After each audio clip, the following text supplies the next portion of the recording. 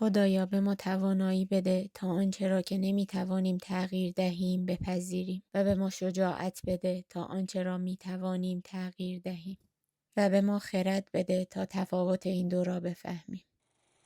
سلام. 40 روز است که عزیز ما به نام بابا جایش در کنار ما خالی است. اما صدایش در گوشم است. حمید نصیبی از تجریش، چاکری. و بوی ادکلن خنکش که گاهی با بوی روغن کنجد و بادام تلخ قاطی میشد را در بینیم نگه داشتم. بابا فرزند دوم خانواده بود. بعد از محمد رضا و قبل از معصومه و فیروزه. فرزند علی اکبر و فاطمه یا همان منصوره. بابا میگفت بچگیشون توی باغ‌های شمرون گذشته. میگفت همه بچه‌ها با هم توی باغ جمع می‌شدن و بازی می‌کردن. بچه‌های شیطون‌تر روی گوسفندای باغ می‌نشستن و سواری می‌گرفتن. بابا علی بابای بابا با یه تیکه شاخه درخت دنبالشون می‌کرده و اونها پا به فرار می‌ذاشتن. عید فطر یه سالی که همه اهل فامیل مهمون خونه بابا اینا بودن، بابا علی از درخت گردو بالا میره تا برای بچه‌ها گردو بچینه. اما شاخه ها نگهش نمیدارن و بابا علی دیگه هیچ وقت بر نمیگرده.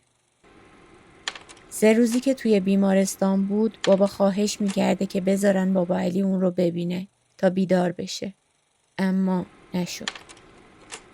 با رفتن بابا علی کودکی بابا زود به نوجوانی رسید. عمه میگه بابا تا مدرسه من رو میبرد. اما نمیذاشت توی راه مدرسه هویج بخورم و میگفت جای هویج خوردن توی خونه است. عمو میگه عاشق اسلحه بازی و تیراندازی بودن و گاهی هم دخترای همسایه. کارنامه تحصیلی بابا درخشان نبود ولی انضباطش جای همه نمراتش رو پر میکرد و همیشه 20 بود. بابا جوان شده بود. بعد از دیپلم دانشگاهی در شیراز قبول شد. اما مامان منصور، مامان بابا، طاقت دوری از بچه‌ها رو نداشت. پس شیراز هیچ جای مناسبی برای درس خوندن اون نبود. اما بابا رویای دیدن دنیا رو داشت. پس شروع به خوندن زبانهای دیگه کرد. کمی آلمانی، کمی فرانسه، کمی انگلیسی، کمی دانمارکی. مادرش اجازه رفتن و تماشای دنیا رو به او داد. اما ماندن نه. در این دوران به اروپا رفت. به آلمان، سوئیس، فرانسه، دانمارک. اما نیمه‌ای برای خودش پیدا نکرد و برگشت.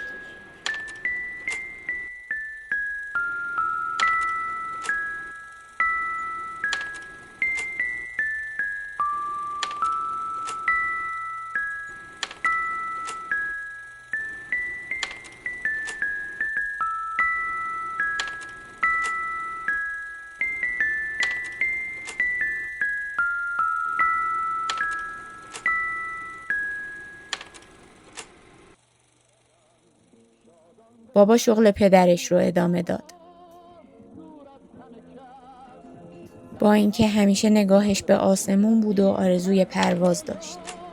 بابا در خیالش با عباس دوران و بابایی هم پرواز می شد و با فردین در برفراز آسمان ها همراه می شد و با خودش زمزمه می کرد Mayday Mayday This is Captain علیرضا نصیبی.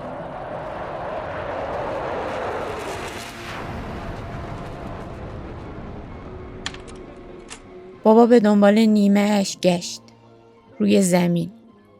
بعد از مدتی اون رو در میان فامیل پیدا کرد. فامیل. مامان. مریم.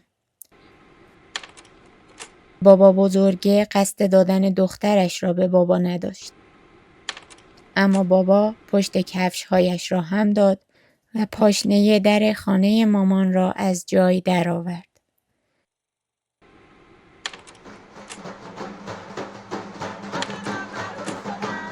زمستان 1369 بابا و مامان در خانه‌شان چای دم می‌کردند.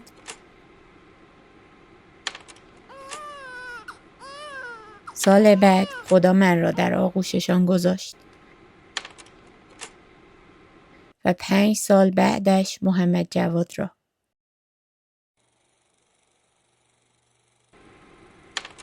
بابا از گوگل قدیم میگفت و از نوه کلب حیدر و حاج نقی جودار بودن. از داستان سیل تجریش و مغازه پدر بزرگ که در امان ماند. از تکیه بزرگ تجریش و بانیهای ساختش. از 10 روز محرم و نخل سبز پوش و سیب‌های قرمز سر نیزه هایش. از حوله های سفید که روی دوش میذاشتن و نخل امام حسین رو روی شونه هاشون میبردن. به جای باباهاشون، به جای بابا علی. بچه که بودم فکر میکردم بابای من یه غوله. من کوچیکم و اون خیلی بزرگه. کف دستم فقط وسط کف دست بابا رو پر میکرد و نه بیشتر. اما 40 روز پیش در حالی که توی سالن عروجیان منتظر بودم تا اسمت رو صدا بزنن و من خواب دیده باشم بغلت کردم و تو توی بغلم جا شدی. بابا 40 روز پیش ما 12 ساعت توی بغل تو خوابیدیم و من سرد شدن دستهات رو دیدم. کبود شدن لبهات رو دیدم. من کیسه های یخ روی صورتت گذاشتم و خونهای صورتت رو پاک کردم.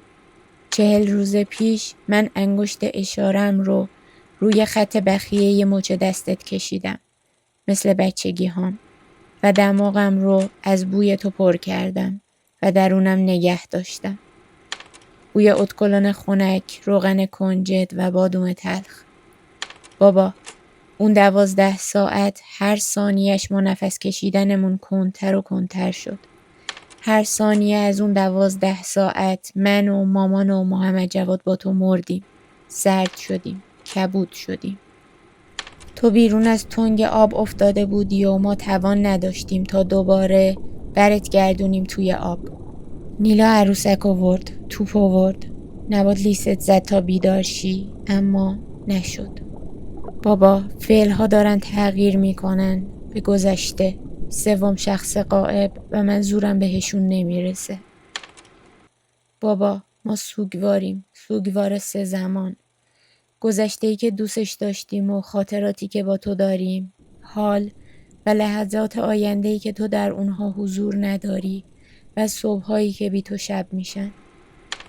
بابا هر روز صدای چرخوندن دست کلیدت توی در خونه در گوشم صدا میده. بعد صدام میکنی نعیم بابا، خواهر نیلا، خواهر نبات. نیلا هر روز کنترل تلویزیون رو بر میداره و منتظر تا بیایی و ازش بگیری. این چند وقت خونه پر از مهمون شد. میان و میرن. نیلا و نبات هر بار یکی از وسایلشون رو بر میدارن و قایم میکنن و فکر میکنن اینطوری میتونن اونها رو نگه دارن.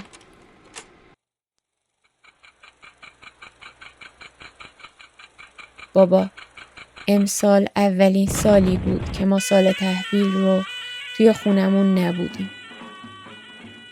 اطراف خونه جدیدت پر از جوون‌های دیماهه و نور شمع‌هایی که روی سنگ‌ها دارن سوسو میزنن. اینجا همون آهنگایی که دوست داری از گوشه و کناره ها پخش میشه. از مشرق جان خورشید تو سر زد، با شوق تو دل در سینه بلرزد. ایران. بابا دیگه اینجا نیست. اون توی آسمونه و در حال پرواز و خانواده 6 نفره ما حالا 5 نفره شده.